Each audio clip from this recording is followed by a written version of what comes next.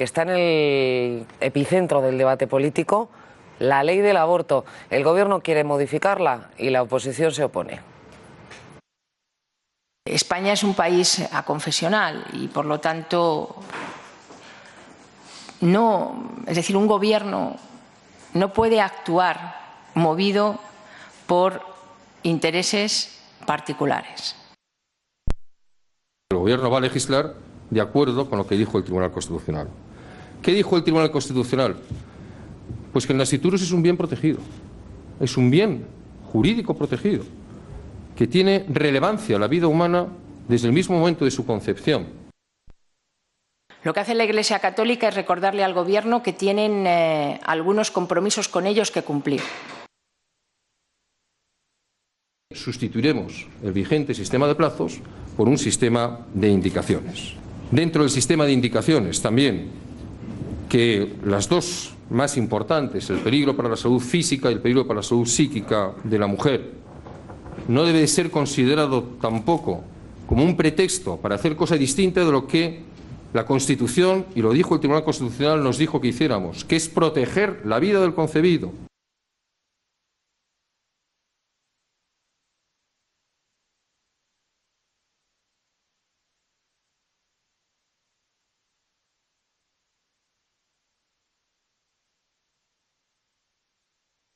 Es el Código Penal de 1822. Contempla penas de reclusión de hasta 14 años para los profesionales que practiquen abortos y de 8 para las mujeres que así lo decidan.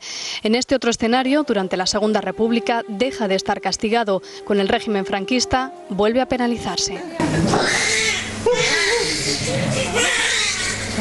El 5 de julio de 1985 se despenaliza el aborto en 3 supuestos: riesgo grave para la salud física o psíquica de la mujer, violación y malformaciones en el feto en las primeras 22 semanas de gestación.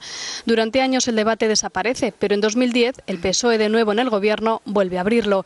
Es la Ley Orgánica 2/2010 de salud sexual y reproductiva y de la interrupción voluntaria del embarazo. Con esta ley las mujeres no van a poder ser condenadas. En la práctica no lo eran. Se refiere a uno de los puntos polémicos de la nueva norma. Permite a las jóvenes de 16 y 17 años interrumpir su embarazo sin autorización de sus padres o tutores. Las críticas se disparan, dentro incluso de las filas socialistas. Soy padre y no concibo que si mi hija estuviera en ese supuesto no se comunicara con su madre y conmigo. El aborto queda regulado de la siguiente forma: 14 semanas de plazo libre, hasta la 22 en caso de riesgo para la vida o salud de la embarazada. A partir de la 22 por anomalías fetales incompatibles con la vida. Dijo la ministra Viviana Eido que habría menos embarazos no deseados. Las cifras la desmienten. En 2009, 111.500 abortos. En 2011, 118.400. Apenas un mes después de ocupar el Ministerio de Justicia. Vamos, por lo tanto, a reformar la Ley Orgánica de 3 de marzo del año 2010 de salud sexual y reproductiva y de la interrupción voluntaria del embarazo. La recurren ante el Tribunal Constitucional. Dice el Gobierno que estará listo muy pronto, sin concretar. Sustituiremos el vigente sistema de plazos por un sistema de indicaciones. La Iglesia entra en el debate, reclama celeridad. Es urgente la reforma en profundidad de la legislación vigente. Se ha de poner coto cuanto antes a este sangrante problema social. El Gobierno apela a la sentencia del Tribunal Constitucional de 1985. Cita unos límites infranqueables. La vida no es una concesión graciosa, sino que es un derecho inalienable. El peligro para la salud de la mujer no podrá ser considerado como pretexto para abortar. Y otro matiz. No hay una vida menos valiosa que otra, y mucho menos como consecuencia de una discapacidad. La oposición en bloque rechaza una reforma, y más aún que se haga al dictado de un grupo religioso. Que el Gobierno no se deje chantajear tampoco por la Iglesia. Ridículo que ante los problemas que tiene este país me ponga a discutir si el señor Rouco Varela es o no es vicepresidente de este Gobierno. El PSOE va más allá. Si van a ir de la mano para volver a limitar la libertad de las mujeres, ya les anuncio que el Partido Socialista exigirá que se denuncien los acuerdos con la Santa Sede. Las leyes las hace el Parlamento. Los obispos opinan, pero los obispos no hacen las leyes. El debate vuelve a estar abierto. Y dos personas se incorporan a esta mesa de Kilómetro Cero para hablar sobre este asunto. Estamos en este momento con la ley vigente incumpliendo la Constitución, que es lo que sugiere el ministro de Justicia al anunciar un cambio de la ley. Gador Joya es doctora en Medicina y portavoz de la plataforma Derecho a Vivir. Gador, buenas noches. Hola, buenas noches. ¿Debemos cambiar la ley? Vamos a ver, yo creo que cualquier paso que se dé a favor de proteger la vida humana, y en este caso la vida de un ser humano en gestación, el nasciturus, ha de ser bienvenido, ¿no? Lo que pasa es que este gobierno está tardando en exceso. Es decir, no podemos comprender cómo un gobierno con mayoría absoluta que ha declarado tener la intención de proteger esta vida humana, de derogar la actual ley que convierte el aborto en un derecho, está tardando tantísimo en hacer algo que debía haber hecho en los primeros 100 días de gobierno, en las primeras medidas que tenía que haber llevado a cabo. El muy pronto para el señor Gallardón está siendo un muy tarde para esas 300 vidas humanas que se pierden en España por culpa del aborto cada día y que ya son irrecuperables, ¿no? Los españoles no nos merecemos estar todavía hablando sobre pistas, ¿no? Aunque las ha dado. Una de ellas, desde luego, es derogar el sistema de plazos. Nosotros apoyamos esa medida. Existe una vida humana desde el momento de la concepción, una vida humana biológica, eso es incontestable. Y por tanto el poder acabar con esa vida humana a discreción libremente no debe ser un derecho, nosotros le concebimos, ¿no? El tema de la discapacidad, pues también estamos por ver. No podemos hablar sobre o opinar o valorar un texto que aún no tenemos encima de la mesa, ¿no?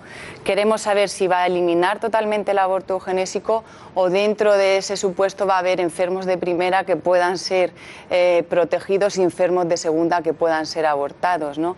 Y luego el tema del riesgo para la salud psicológica. Bueno, decir que el embarazo per se no supone un riesgo para la mujer, lo que supone un riesgo para su salud mental son aquellas circunstancias adversas que la rodean en el momento en el que ésta se pueda quedar embarazada. Esto no es un diagnóstico médico, el riesgo, toda mujer está en riesgo de padecer alguna alteración mental cuando queda embarazada. Ese riesgo puede ser mayor o menor, insisto, según sus circunstancias, pero dado que esto no es un diagnóstico, no existen métodos diagnósticos concretos, específicos, siempre será una valoración subjetiva que quedará a merced de un tercero, desprotegerá nuevamente la vida humana y convertiremos este supuesto, desgraciadamente, en un nuevo coladero. Veámoslo desde la óptica desde el derecho. José Luis González Armengol es juez decano de Madrid, es portavoz de la Asociación Francisco de Vitoria. José Luis, buenas noches. Buenas noches. La ley vigente choca con esa sentencia del Tribunal Constitucional. Bueno, ese es el argumento del ministro de Justicia. Una cosa es el debate ideológico y de sentimientos, y ahí, como se lo digo personalmente y se lo digo como juez, la mayoría de los compañeros, al margen lógicamente de ideologías, somos librepensadores, y una cosa es la realidad jurídica con la realidad social. Antes del 85, que es cuando se vuelve a implantar otra vez la ley del aborto en supuestos e indicaciones, luego se transforma en el tema de plazos tomando el modelo inglés.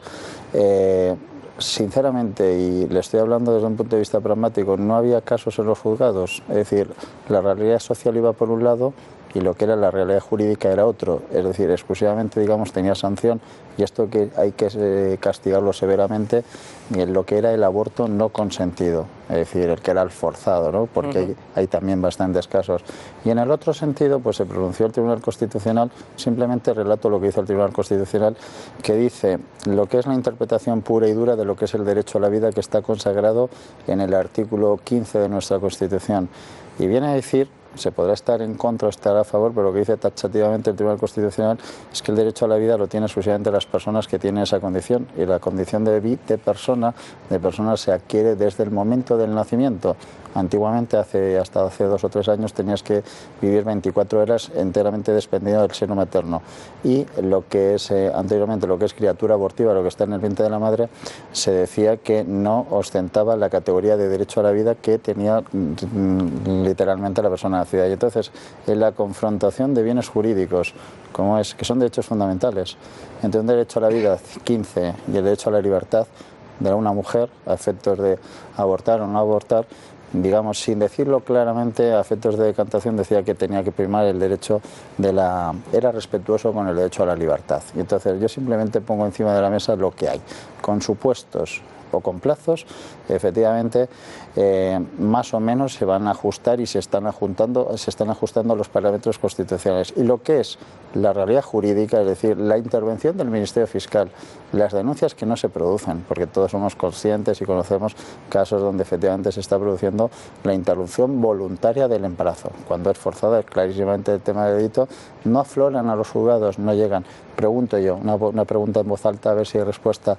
¿Merece sanción penal? ¿Merece prisión una mujer que no sabemos en qué condiciones efectivamente ha tenido que pasar por ese trance tan desagradable que psicológicamente todo el mundo sabe y conoce de que las consecuencias, incluso desde el punto de vista o físicas o psicológicas, pueden ser irreversibles? ¿Tenemos que sancionarle con una prisión y a lo mejor, por ejemplo, que estaban ustedes hablando anteriormente, a un scratch no tiene ningún tipo de sanción penal? Pregunto. Ignacio, Juan. Bueno, yo creo que esta situación se produce porque en la época de José Luis Rodríguez Zapatero, sin que existiera una demanda social especialmente llamativa, se reforma una ley que tenía un cierto consenso, que era la ley de supuestos que había anteriormente. Y se lleva a una ley de plazos y además se abre la espita de las menores de edad a las que no les puedes dar un cigarro, pero sí les puedes practicar un aborto. Cosa que a eso llamaba la atención. Yo, que creo que había una paz jurídica y paz social con la ley de supuestos anterior, con la que se había aprobado en la época de Felipe González, creo que esa ley condujo a una situación en la que incluso, como hemos podido ver, miembros del Partido Socialista les llamaba la atención el radicalismo que contenían algunos de los artículos de esa ley. Por ejemplo, el de que las niñas menores pudieran abortar sin que lo conocieran sus padres. Otra cosa que es que yo entiendo que independientemente de la posición que tengas frente al aborto, de favorable o desfavorable, lo que yo creo que hay una mayoría social convencida, y guiándome también un poco por las palabras y el planteamiento y el interrogante que ha planteado nuestro juez decano, es que nadie querría que ninguna niña o chica o joven o persona que abortara se viera condenada por haber abortado, ni que el médico que se lo hubiera practicado porque ella tenía esa necesidad se viera condenado por esa circunstancia. Pero sí que creo que introdujo un conflicto enorme en un sitio que no había un conflicto tan grande. Bueno, como sociólogo sí que puedo decir que, o la explicación que yo doy a por qué el Partido Popular no está reformando esta ley por ahora, es porque hay una mayoría social en España a favor del aborto. Es decir, es un derecho que los españoles mayoritariamente apoyan, incluso dentro del electorado del PP. Es decir, que dentro del electorado popular no hay una posición mayoritaria en contra del aborto. Dicho eso, ¿qué es lo que hizo, digamos, la ley de Rodríguez Zapatero? Creo que puso sobre el papel lo que ya sucedía en España. Es decir, que en el fondo, como bien ha señalado la doctora, ese supuesto permitía una gran subjetividad. Lo que sucedía era que básicamente el aborto era posible en España porque había ese supuesto que te lo permitía. El aborto libre. El aborto libre, y digamos que se puso sobre el papel una realidad que ya existía socialmente, ¿no? Y finalmente, es que cuanto más restringamos este derecho, no significa que no se vaya a producir.